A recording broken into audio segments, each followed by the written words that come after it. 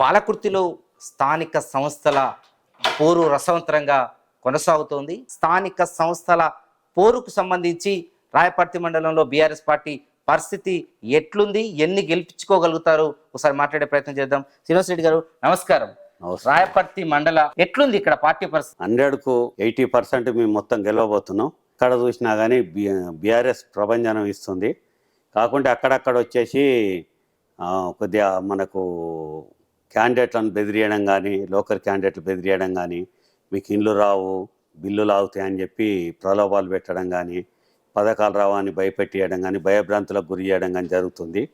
మేము ఇమ్మీడియట్లీ వెళ్ళేసి అలాంటి ఏం కాదు, ఇది గవర్నమెంట్ అన్నది అది ప్రజల డబ్బు, ప్రజల కోసమే వినియోగించే డబ్బు కాబట్టి వాళ్ళకు కంపల్సరీ, అర్హులకు కంపల్సరీ వస్తాయి, మీరేం భయపడొద్దని ధైర్యం చెప్పి వాళ్ళతో నామినేషన్ వేయించడం జరుగుతుంది. మీరు బలపరుచుకున్న అభ్యర్థులు ఏం చెప్పి ఓట్లు అడగాలి గ్రామాల్లో? మా కేసీఆర్ గారు చేసిన పథకాలు ప్రతి కుటుంబానికి చేరినాయి. ఇప్పుడు వాళ్ళు 2 ఇయర్స్లో వాళ్ళు చేసినా కూడా ఏం లేదు, ఒక మహాలక్ష్మి బస్సు తప్ప వాళ్ళు చేసినా కూడా ఏం లేదు. ఎందుకంటే వాళ్ళ స్కూటీలు ఇస్తానని చెప్పేసిండ్రు, అలాగే ప్రతి మహిళకు 2500 ఇస్తామని చెప్పిండ్రు, అలాగే వాళ్ళు ఇంకా చాలా పథకాలు అన్నీ చేస్తామని చెప్పిండ్రు. చెప్పిన ఏది అమలు చేయలేదు. మేము చేసిన పథకాలు అట్లా చెప్పుకుంటా పోతే రైతు వేదికల నుంచి మొదలు పెడితే, కళ్యాణ లక్ష్మి కాంచెం మొదలు పెడితే అందరికీ, వికలాంగులకు కానీ, ఒంటరి మహిళలకు కానీ అందరికీ అన్ని రకాల పథకాలు మా బీఆర్ఎస్ గవర్నమెంట్ అమలు చేసినాం. వాళ్ళు అంతేకాదు, మేము 2500 ఇస్తే వాళ్ళు 4000 ఇస్తామని, అలాగే వాళ్ళు అన్ని అమలు కాని హామీలు ఇచ్చిండ్రు. అవి ఏ అమలు కాలేదు కాబట్టి ప్రజలు నమ్మే పరిస్థితుల్లో లేరు. మేమైతే చెప్పినా మా కేసీఆర్ గారు అన్నీ చేసి చూపెట్టింది కాబట్టి మళ్ళా కారే రావాలి, సారే రావాలి అని అంటున్నారు. బీఆర్ఎస్ ప్రభంజనం ఇప్పుడు త్వరలోనే ఒక తుఫాన్ లాగా వాయబోతుంది. కంపల్సరీ అన్ని రాయపర్తి మండలం పల్లె దవాఖానలకు మీరు ఇచ్చిన ఏవైతే బల్లాలు, టేబుల్స్ అయితే స్థానిక అక్కడ ఉన్న సిబ్బంది డాక్టర్ల కోరిక మేరకు ఇచ్చారు. కానీ దాని ద్వారా డాక్టర్లకు మెమోలు జారీ చేయడం జరిగింది. అదేవిధంగా వాళ్ళకి సిబ్బందిని అవన్నీ ముయించడం జరిగింది. ఏం దీనిపైన ముందు ఎట్లా అడుగు వేయబోతున్నారు? అయితే మన గౌరవనీయులైన ముఖ్యమంత్రి గారు రేవంత్ రెడ్డి గారే మనకు క్లియర్ చెప్పింది. ఎన్జిఓస్ కానీ, ఆర్గనైజేషన్స్ కానీ కంపల్సరీ ట్రస్ట్ కానీ ముందుకు వచ్చేసి విలేజ్లను దత్తత తీసుకోవాలి, అభివృద్ధి చేయాలి అని చెప్పడం జరుగుతుంది. కానీ అందుకు భిన్నంగా ఇక్కడ మన ఎమ్మెల్యే గారు వచ్చేసి ఇక్కడ పల్లె దవాఖానలు అనేసి మన మైలారం కానీ, ఊకాలు కానీ మేము మొన్నను అప్రోచ్ కావడం జరిగింది. అంటే మేము ఒక ఫౌండేషన్ కాబట్టి మేము టేబుల్స్, చైర్స్ ఇవ్వడం జరిగింది. ఇచ్చినందుకు వాళ్ళు అది ప్రెస్టేజ్ ఇష్యూ తీసుకొని ప్రజల గురించి కూడా ఆలోచించకుండా పల్లె దవాఖానలు. ఎవరైనా స్వచ్ఛంద సంస్థల ద్వారా సహాయం చేస్తే ఎవరు కూడా వద్దనరు.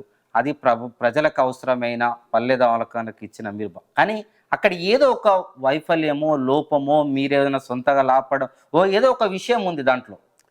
అంటే ఇక్కడ నేను నాకు ఏ పదవి లేదాడా, నాకు ఉన్నది ఎస్ఆర్ఆర్ ఫౌండేషను. కాకుంటే నేను బీఆర్ఎస్ పార్టీలో ఉన్నా. బీఆర్ఎస్ పార్టీలో ఉంటే మాత్రం ఫౌండేషన్ మీద సేవా కార్యక్రమాలు మేము 23 ఇయర్స్ నుండి చేస్తున్నాం. కానీ ఎక్కడ కానీ ఇటువంటి సంఘటన మాకు జరగలేదు. కానీ ఇక్కడ వాళ్ళు మరి ఆ ఫౌండేషను మీద ఇవ్వడం తప్పు అనుకున్నారా, లేకుంటే ఆ దవాఖానలకు ఇవ్వడం తప్పు అనుకున్నారో తెలియదు. కానీ ప్రజలకు అందరికీ నిత్యం 24 అవర్స్ ఉపయోగపడే హాస్పిటల్స్ ముగించడం అన్నది మాత్రం ఏమైనా చర్య. బీఆర్ఎస్ గెలుపుకు స్థానిక సంస్థల్లో కాంగ్రెస్ చెప్తోంది మేము ఉద్యోగాలు ఇచ్చినాం, అదేవిధంగా ఫ్రీ బస్సు ఇచ్చినాం, సన్న బియ్యం ఇచ్చినాం, ఇవన్నీ కూడా మా అభివృద్ధికి ఇది చూసి ప్రజలు ఓట్లు ఇస్తారు అని. అట్లా బీఆర్ఎస్ చెప్పుకోదగిన, ప్రజలకు మీరు బలపరిచిన అభ్యర్థులు చెప్పుకోదగిన విషయాలు ఏమైనా ఉన్నాయా? ఇప్పుడు వాళ్ళు చెప్పిన దాంట్లోనే ఇప్పుడు ఒక సామెత ఉంటుంది, మందికి పుట్టిన పిల్లోడు నా పిల్లోడు అన్నట్టు. సెంట్రల్ గవర్నమెంట్ ఇచ్చే బియ్యం అవి ఫ్రీ రేషన్ కానీ, వాళ్ళు వచ్చే 32 రూపాయలలో వచ్చేసి 31 రూపీస్ సెంట్రల్ గవర్నమెంట్ ఇస్తుంది, 1 రూపీ రాష్ట్ర గవర్నమెంట్ ఇస్తుంది.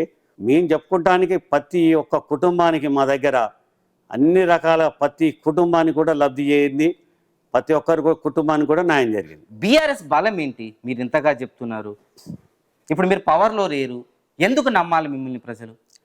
అంటే మేము బీఆర్ఎస్ గవర్నమెంట్ అన్నది మా కేసీఆర్ గారు అన్ని రకాల పథకాలు ఏవైతే ఇచ్చినాయో 100% అమలు చేసినాం. కాంగ్రెస్ గవర్నమెంట్ చెప్పిన దాంట్లే మనకు ఒక బస్సు, ఫ్రీ బస్సు తప్ప వాళ్ళు ఏం అమలు చేసినా లేదు. ఇప్పుడు సన్న బియ్యం అని అంటున్నారు, ఆ సన్న బియ్యం కూడా మీకు చెప్పడం జరిగింది అవి ఎక్కడ ఎవరు ఇస్తున్నారు ఏందన్నది. అది మీ అట్లా చెప్పుకుంటా పోతే చాలా పథకాలని ఒక శాంతడంత వరకు చెప్పుకుంటే వెళ్ళొచ్చు మేము. మీ పైన మీరు ఎవరైతే అభ్యర్థులను ఫైనల్ చేస్తున్నారో వాళ్ళందరికీ కూడా కాంగ్రెస్ నాయకత్వం నుంచి వాళ్ళకి ఫోన్లు పోతున్నాయి. ఏ బెదిరించిన ఏం చేసిన అంటే మేము తెలంగాణ యాజిటేషన్ అప్పుడు కూడా కొట్లాడిన పార్టీ ఇది, తెలంగాణ తెచ్చిన పార్టీ, దేనికి భయపడని పార్టీ. మేము రాయపర్తి మండలం మొత్తం గులాబీ జెండా రెపరెపలాడుతుంది. టార్గెట్ అంతా శ్రీనివాస్ రెడ్డిగా నడుస్తుంది రాయపర్తి మండలంలో. మీ పైన అంతగా ఫోకస్ పెట్టాల్సిన అవసరం ఏమొచ్చింది? ఎందుకంటే మేము ఎస్ఆర్ఆర్ ఫౌండేషన్ మీద ఎన్నో సేవా కార్యక్రమాలు విస్తృతంగా చేసుకుంటూ ప్రజలకు వెళ్తున్నాం కాబట్టి ప్రజలు మమ్మల్ని ఆదరిస్తున్నారు. అలాగే మా బీఆర్ఎస్ పార్టీ నుంచి కూడా మా దయాన చేసిన అభివృద్ధి పథకాలు కూడా చాలా ఉన్నాయి. మీరు చూడవచ్చు, నేషనల్ హైవేస్ ఉన్నట్టున్నాయి, రోడ్స్ కానీ, అలాగే మీకు స్ట్రీట్ లైట్స్ కానీ, డ్రైనేజ్ కానీ, అన్నీ ఇప్పుడు రైతు వేదికలు కానీ, అలాగే కుల సంఘాల కమ్యూనిటీ హాల్స్ కానీ, ఇట్లా చెప్పుకుంటా పోతే చాలా ఉన్నాయి. వాటిని చూసి మేము చేసిన పథకాలు ఇవి ఉన్నాయని చెప్పి మేము అడుగుతానికి మాకు అవకాశం ఉన్నది. ప్రజలు కూడా మమ్మల్ని ఆ విధంగానే ఆదరిస్తున్నారు. కాంగ్రెస్ వైఫల్యం అంటే ఏం చెప్తారు? అదే వాళ్ళు మనకు 420 హామీస్ ఇచ్చిండ్రు, కానీ అమలు చేసింది ఒకటి, మన బస్సు ఫ్రీ బస్ అన్నది ఒకటి అమలు చేస్తున్నారు. అది కూడా ఏం చేస్తున్నారు, ఇప్పుడు టికెట్ మనకు మహిళలకు ఫ్రీ ఇచ్చేసి 25 రూపీస్ ఉన్న టికెట్ 50 రూపీస్ చేస్తున్నారు. అలాగే స్టూడెంట్స్ బస్ పాసులు మేము పెంచడం జరిగింది. కాకుంటే అది ఈ చేతి ఇస్తాను, ఈ చేత గుంజుకుంటాను.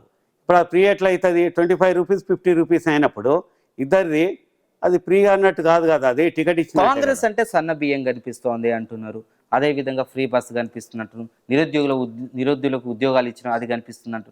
మీ బీఆర్ఎస్ చెప్పేదగ్గినాయి, ఇక మా 10 ఏళ్ల పాలన ఇది జరిగింది, ఈ అభివృద్ధి చేసినాం అని చెప్పే ఏమున్నాయి ప్రజలకు? ఇప్పుడు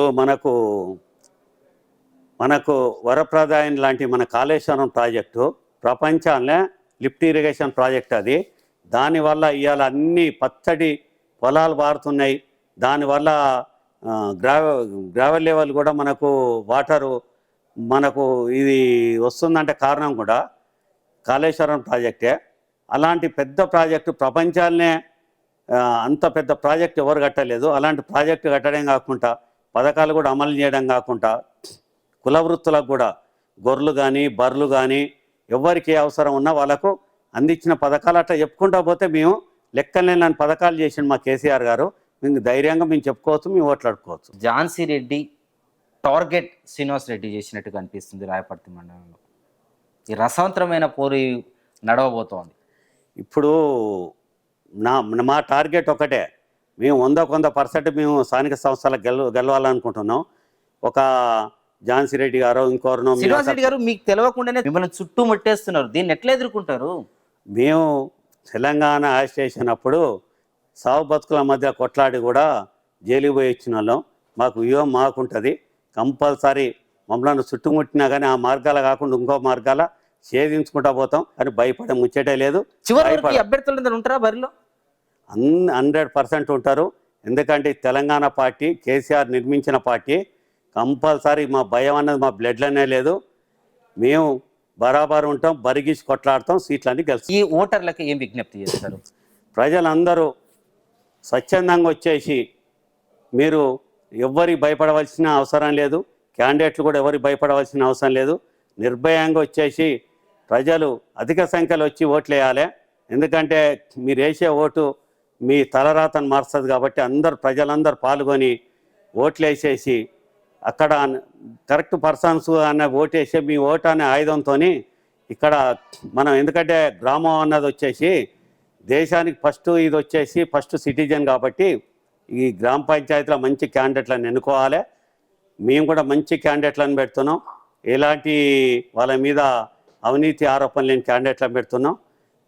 మా బీఆర్ఎస్ పార్టీని కూడా ఆదరిస్తారని చెప్పి 100% నమ్ముతున్నాం. Thank you sir. ఇది ఎస్ఆర్ఆర్ ఫౌండేషన్ అధినేత శ్రీనివాస్ రెడ్డితో ముఖాముఖి.